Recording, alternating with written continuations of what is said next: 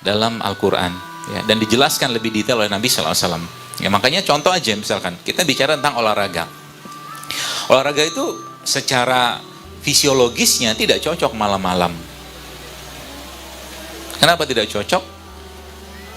Karena ini kan tumbuhan ini ketika dia kena sinar matahari pagi-pagi, dia dapat oksigen kan, muncul oksigen atau terbentuk oksigen dari situ, kemudian ada glukosa juga.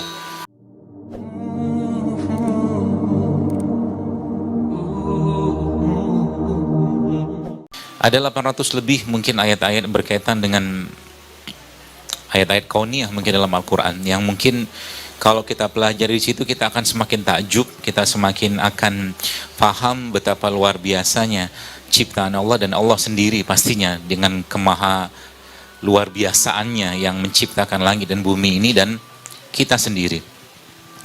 Kalau kita perhatikan Bapak sekalian, apa-apa yang ada di dunia saat ini, mungkin di kita pribadi ya, jantung Anda berdetak, berdenyut tanpa kita perintahkan, mata Anda berkedip tanpa kita perintahkan, bahkan ketika makanan ini masuk, katakanlah kurma ini saya ambil, saya makan dan masuk ke tenggorokan kita, maka saat sudah masuk ke tenggorokan dan masuk ke dalam, sudah tidak ada kuasa lagi kita di situ. Semua Allah yang atur, semua Allah yang urus. Ya, bahkan malam pun tidur ya kita juga Allah yang urus kita. Ya, yang luar biasa lagi kalau kita lihat dari berbagai macam hal-hal yang Allah tunjukkan kepada kita sebagai salah satu cara dia mengenalkan dirinya kepada kita, maka subhanallah kita akan semakin merasa bahwa memang menjadikan kita betul-betul manusia yang bisa menjadikan hidup ini sebagai sarana terbaik untuk bertemu dengan dia. Kalau kita misalkan kita ambil inilah mungkin ya, ini apa, jeruk ini ya.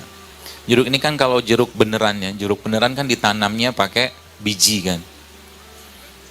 Ambil, makanya kalau jeruk yang benar, jeruk yang ada biji. Kalau jeruknya ada bijinya di awal, maka carilah jeruk yang ada bijinya.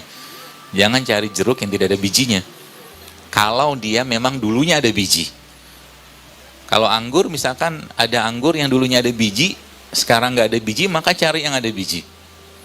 Ya, karena udah cross breeding namanya, disilangkan gitu kan.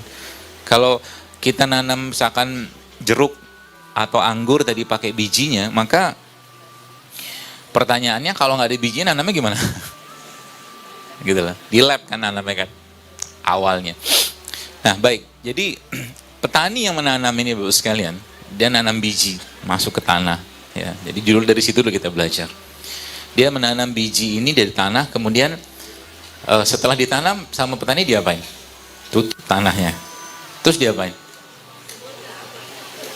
Gak banyak yang dia kerjakan, dia cuma siram kan. Siapa yang tumbuhkan akarnya, siapa yang tumbuhkan daunnya, siapa yang tumbuhkan pohonnya, siapa yang tumbuhkan buahnya, Allah semua.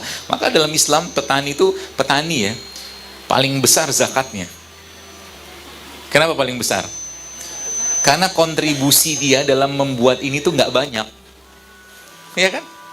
Jadi dia cuma menanam, kasih air, kasih pupuk lah katakanlah seperti itu. Terus Allah yang tumbuhkan semua. Ya kalau Anda lihat katakanlah misalkan anggur lah mungkin, atau mungkin pisang kayak begini, siapa yang susun? Sebegitu rapi kayak begini gitu kan? Dia cuma tanam bibitnya, batangnya, kemudian Allah yang tumbuhkan. Atau mungkin yang susun buahnya seperti tersusun seperti mayang gitu kata Allah kan. Maka di situ Allah ingin tunjukkan Bapak, supaya apa? Supaya kita ngerti kita itu hidup di dunia itu buat ngapain. Jadi hidup di dunia kita itu sebenarnya tidak lain tidak bukan seperti Allah sampaikan dalam Al-Qur'an, "Wa ma khalaqtul jinna wa insa illa liya'budun." Hidupnya kita itu untuk beribadah. Ya. Untuk ibadah itu ya ada dua sebenarnya perannya kita. Jadi kita hidup di dunia ini perannya fungsinya dua. Kalau nggak ibadah dan khalifah. Jadi Allah sampaikan dalam Al-Quran, kami ciptakan manusia sebagai khalifah ya, dan Abdullah kan gitu. Dan untuk menjadikan atau untuk melakukan dua fungsi atau peran tadi sekarang, maka dia harus sehat ya, dia harus sehat. Jadi kalau ada manusia nggak sehat, maka ada hal-hal yang dia langgar dalam sesuatu yang berhubungan dengan Al-Quran ataupun petunjuk Nabi SAW, pasti dilanggar. Waktunya tidur, waktunya makan, ya, waktunya katakanlah ngurus keluarga, yang ngurus keluarga.